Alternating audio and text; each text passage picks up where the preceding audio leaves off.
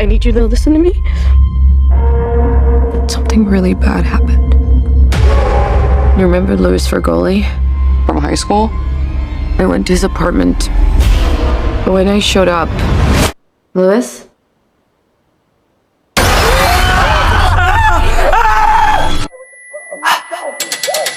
No, get away from me! What? He was smiling at me.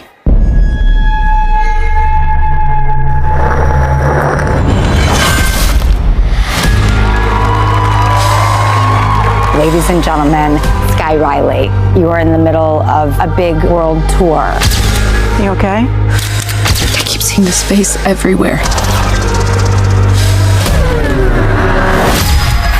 This thing is a parasite. You witnessed a death. Now it's latched onto you. 911, what's your emergency? I've traced a string of deaths to you. Nobody has survived longer than a week. Sky, pull it together and get back out there. No, I will not let this thing use me. How do we stop it? We need to kill you first. What?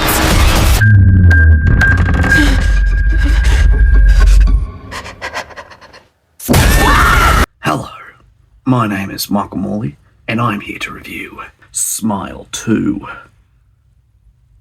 Directed by Parker Finn and starring Naomi Scott as a pop star singer who gets involved in this fiasco. She witnesses something. If you have not seen the first one, you go through a traumatic experience of someone that smiles like they're demonically possessed by some entity and they kill themselves or harm themselves in some way. And if you witness and experience that traumatic experience, it now passes on to you, and you are now the one that possesses this entity, and it's ruining your life. It causes you to see things go, like things are happening that aren't really happening, and your mind is playing tricks on you, and day by day it just gets worse and worse and worse. And the first movie was pretty creepy, but I have to say this sequel is one hell of a sequel. It's very rare that you go watch a horror movie and the sequel is better than the first. I think it's been a while since I've actually just sitting there and like, whoa, what's gonna happen next?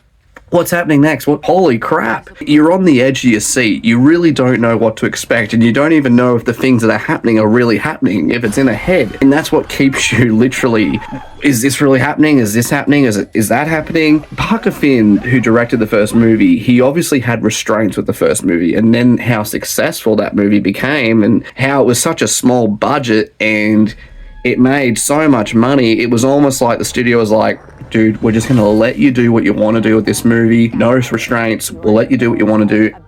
It paid off. This is such a good film. Oh my God. I can't really fault it. It's so scary. It's traumatizing. There's good jump scares. Even just the choreography and the editing is really good. And Naomi Scott is great in this movie. It really gets you the idea of the inside of what it's like to be a pop star going through this traumatic experience.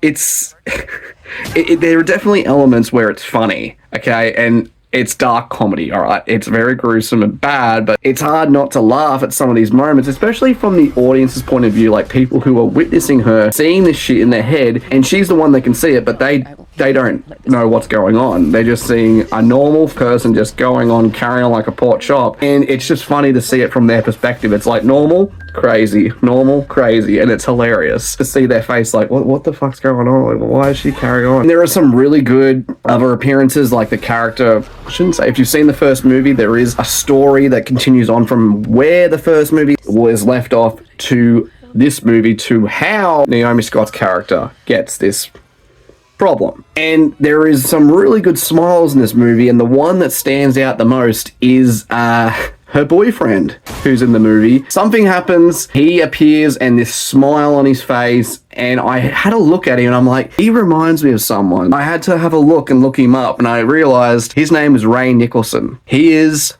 Jack Nicholson's son. I was like, this makes sense. That smile, that face, just, I was thinking, is that Jack Nicholson's son? It has to be. And I was right. This is a really good film. If you love the first movie, you are going to love this one. I can't really fault it. There are moments where you think it's going into a certain direction and it goes into the complete opposite direction. Your mind is like, wait, that didn't happen. This is what's really happening. So it does screw up your mind, but that's exactly what the director intended for it to be. It's a mind fuck because what she's going through is a mind fuck. 10 out of 10. We have to end it! No matter what!